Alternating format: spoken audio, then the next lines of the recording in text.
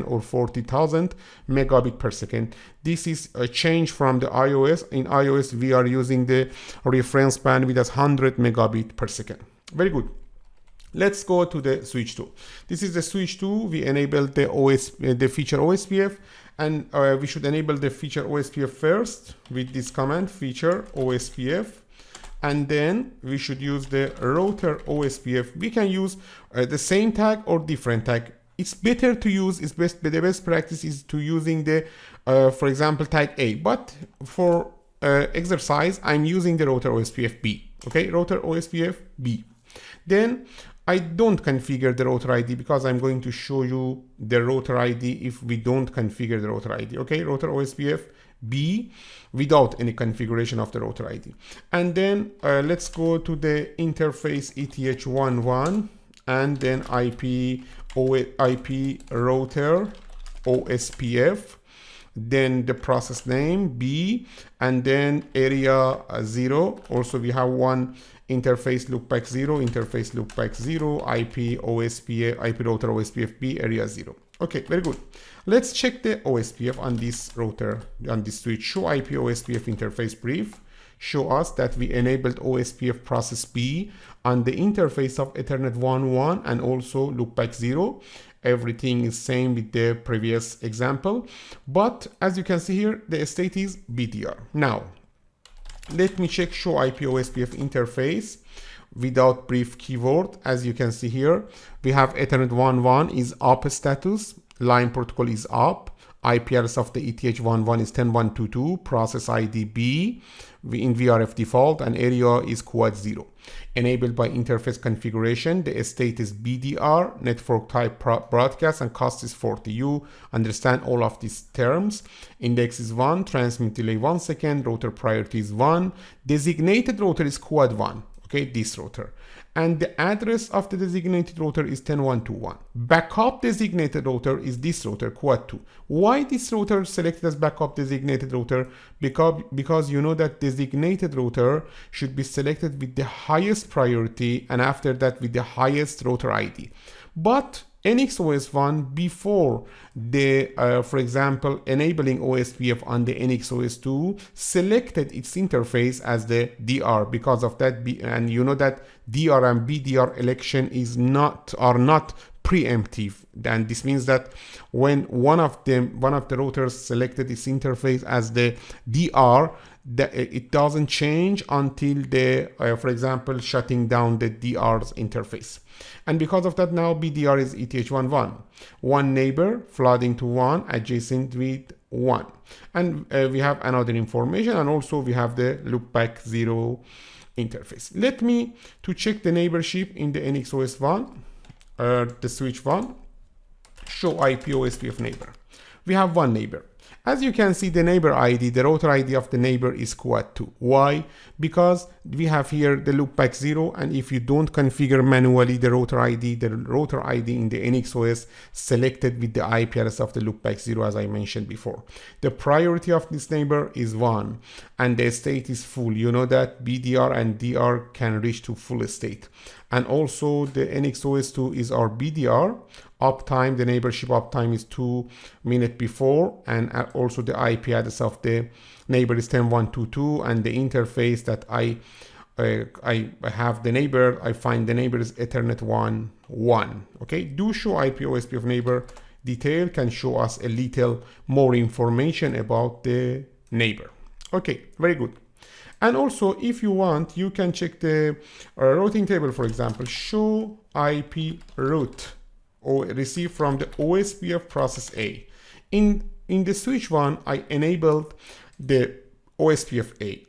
I need to see the routes injected into the routing table from the OSPF A. If you use show IP route OSPF, you have this information from OSPF A, and also you can use show IP route OSPF A. Okay, and then as you can see, quad 2/32 receive from the learned from the OSPF A with the next stop of 10.122 over the interface Ethernet 1.1 with the administrative distance of 110. This means that the AD of OSPF in NXOS is same as the iOS is 110. and also the metric is 41. You know that this is the administrative distance or the preference, as you can see here, and this is the metric. Why the metric is 41? You know the reason, because the metric of this link is 40, as I mentioned before, Ethernet 1.1, and also we have one loopback interface with the cost of 1. Finally, we have the metric of 41, and these routes learned in this time before and received from the OSPF-A, and this is an intra route because I configured the loopback 0 in the area 0. Let me to configure loopback 0 in the area 1, for example, interface loopback 0 in the switch 2, IP router OSPF, IP router OSPF B, okay, and then for example area 0, do show run interface loopback 0. Look at here, now this interface enabled on the area 0. Let me configure it on the area 1, okay. Now show run interface loopback 1, and then IP router OSPF B area 1. Show run interface loopback 0. Look at here, we configured this interface now is in the area 1. Now in NX OS 1, if you use the show IP route OSPF A, you can see the inter keyword, means this route now is on another area. Because of that, we can see the inter for the routes learning in the area 0, we see the intra. For inside of the area intra area networks, we can see intra, and for the routes learned from the other area in the OSPF, we can see the inter keyword in the NX OS. Very good. And this is the configuration of the OSPF in the NX OS, a basic configuration of the OSPF. We have also some interesting options for in configuration and in, for example, options in the OSPF. If you need to, for example, shut down the OSPF process totally for example, some maintenance or some other things, you can use the shutdown command. Let me to use this command. In the switch 1, in the router OSPF-A, I'm using the shutdown command. Okay. Now OSPF is shutting down, but we have the configuration of OSPF. Look at here, show running config. You can use show running config OSPF for finding the OSPF configuration. Show run OSPF now show us that we have the configuration of OSPF, but show IP OSPF neighbor show us that we don't have neighborship because we shut down the OSPF. Now let me to enable it again. No shutdown.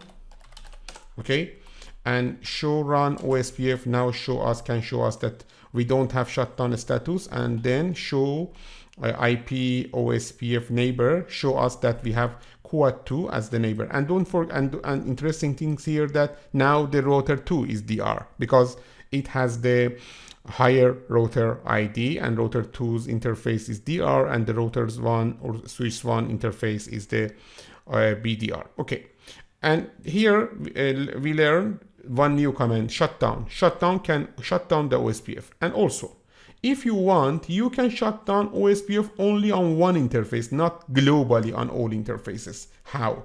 You can go to the over one of interfaces that you need to shutting down that interface, and using the for example IP OSPF shutdown, IP OSPF tag, then shutdown. For example, I'm going to shut down OSPF on the ETH11 interface, ETH11, okay, interface ETH11 IP, then OSPF, okay, shutdown, IP OSPF shutdown on this interface. Look at here, we don't need the tag keyword, IP OSPF shutdown, and after that show IP OSPF neighbor show us that we don't have neighborship, and show IP OSPF interface ETH11 now can show us the state of this interface in OSPF is down. Again, no IP OSPF shutdown. After some second, we will have neighborship show IP OSPF neighbor. Okay, we should wait some second. After some second, again, we have the neighborship. Because of that, you can shutting down the OSPF totally in a router without the removing the configuration, And if you want, you can shut down OSPF only